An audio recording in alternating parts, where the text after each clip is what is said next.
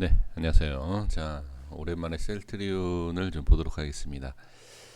셀트리온에 대해서 이제 말씀을 해주신 두 분이 이런 말씀을 해주셨습니다.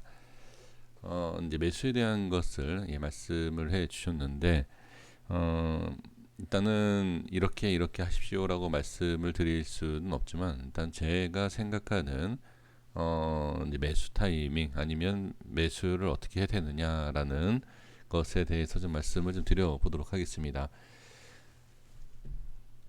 자,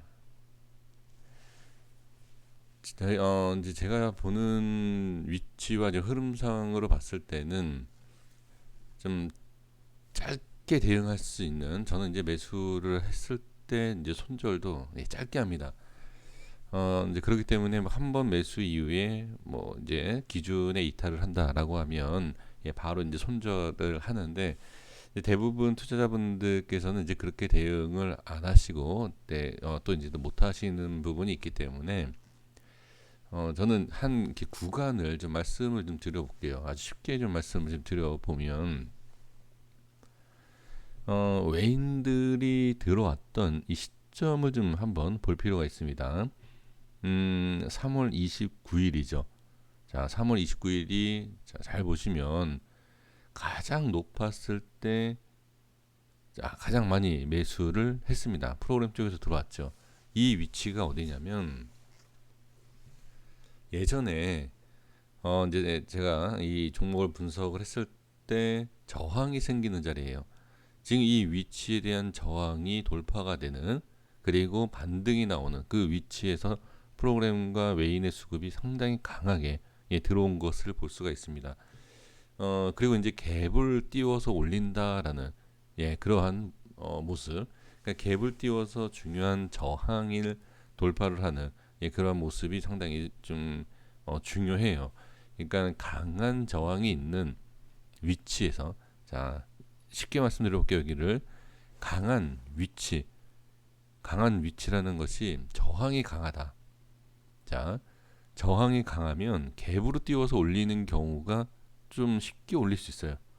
그래서 갭을 띄워서 올린다 이렇게 우리가 얘기를 하는데, 지금 이제 이 위치에 대해서 왜 저항이고, 자 볼게요. 왜 저항이고 돌파하기가 쉽지가 않느냐 이렇게 또 질문을 주신다라고 하면, 자, 이 위치에 대한 흐름을 잘 보세요.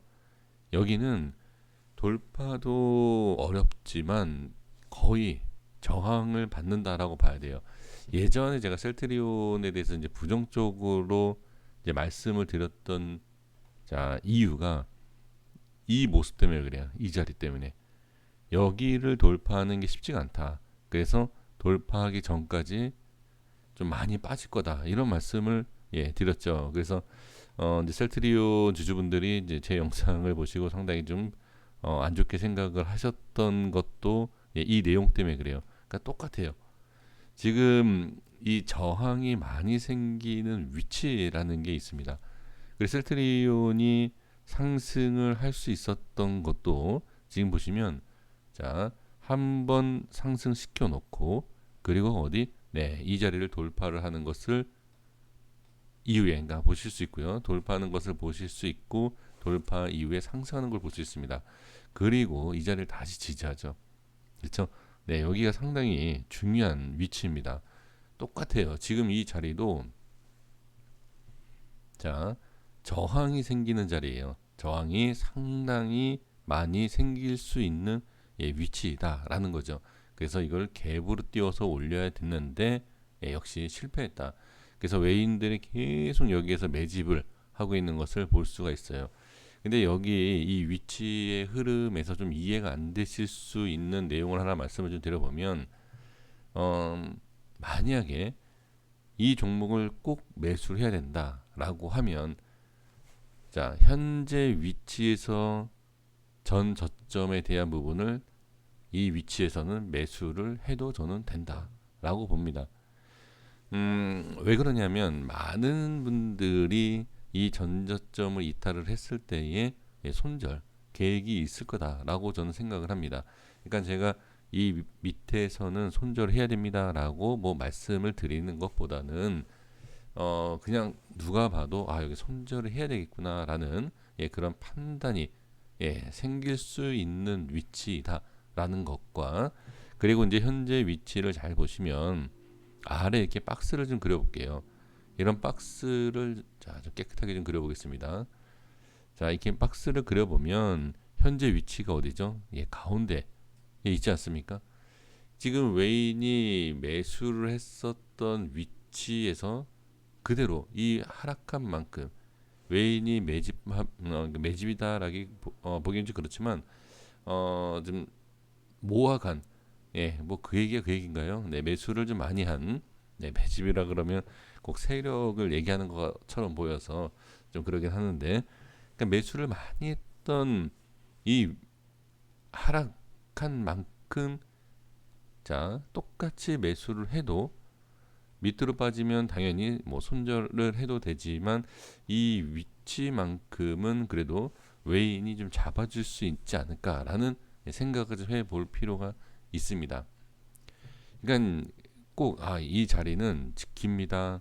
자 외인이 이만큼 위에서 매수를 했기 때문에 이만큼 떨어지지 않게 잡을 것이다 라고 확실성을 갖고선 얘기할 수는 없습니다.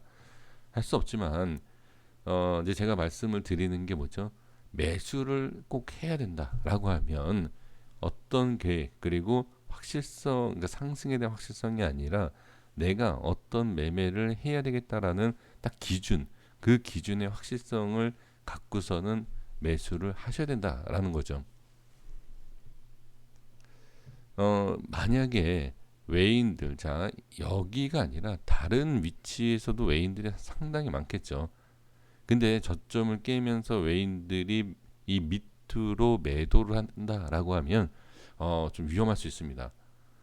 그렇기 때문에 딱 기준을 잡아본다라고 하면 저는 지금부터 이 전 저점에 대한 것을 어떻게 이렇게 모아갈 필요는 있지 않을까 이렇게 좀 말씀을 좀 드려보도록 하겠습니다. 그리고 손절은 당연히 이 밑으로 빠졌을 때는 손절을 해야 된다. 그리고 다시 올라오면 어떻게 되느냐? 다시 상승해서 올라온다라고 하면 다시 또 매수를 하시면 됩니다. 어려운 거 아닙니다.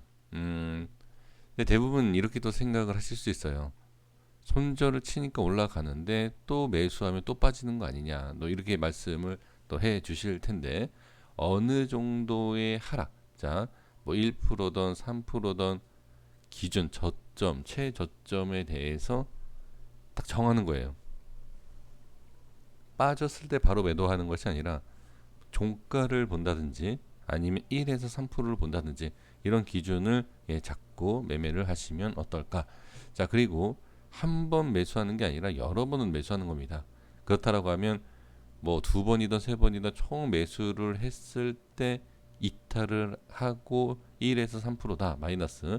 그러면 제가 봤을 때는 그렇게 큰 손실은 아닐 거다라고 보여집니다. 대략적으로 중간쯤 밑에서 본다라고 하면 한 10% 미만일 거예요. 대략. 그 10%가 별거 아니냐 또 이렇게 또 말씀하실 수 있지만 글쎄요 뭐 10%가 아니라 2, 30%도 손절을 안 하시는 분들이 계시기 때문에 그래도 이렇게 좀 전략을 세우시면 어떨까. 자 그렇다라고 하면 아예 저점을 잡으셔도 되겠죠. 그렇죠? 이렇게 하셔도 됩니다. 근데 이제 이 저점까지 내려와서 반등이 나올지 아니면 내려오기 전에 반등이 나올지 그러니까 만약에 반등이 나온다면 이걸 알 수 없기 때문에 몇 번 분할로 매수하는 그 전략이 어떨까 이렇게 말씀을 좀 드려봅니다. 저는 개인적으로 지금 타점으로 본다라고 하면 지금 이 구간에서는 저는 없어요. 지금 현재 구간에서는 개인적으로 봤을 때는 지금 그러니까 모아가는 전략이 아니라 딱 한 번을 매수를 해 본다라고 하면 현재 위치에서 그냥 한 번 해보고 밀리면 손절을 하지 않을까. 굳이 이 자리에서 찾아본다라고 하면요. 이렇게 좀 말씀을 드려봅니다. 그래서 가장 좀 안전하고 확실성 있게 좀 매매를 할 수 있는 방법이다라고 하면 제 개인적으로는 이 위치 이렇게 모아가는 그런 전략이 가장 좋지 않을까 이렇게 이제 말씀을 드려봅니다. 그 셀트리온을 관심을 갖고 계시는 분들 계신다라고 하면 자 기술적으로는 이렇게 좀 말씀을 드려볼 수 있고요. 그다음에 뭐 기업이나 재료에 대한 그런 전략을 갖고 매매하신다라고 하면 다른 방법을 이렇게 좀 생각하셔서 잘 근데 기준에 대한 것은 분명히 좀 필요합니다. 네, 그래서 이렇게 좀 말씀을 드려보도록 하겠습니다. 고생 많으셨습니다. 도움이 좀 됐으면 합니다. 구독과 좋아요 부탁드리겠습니다. 감사합니다.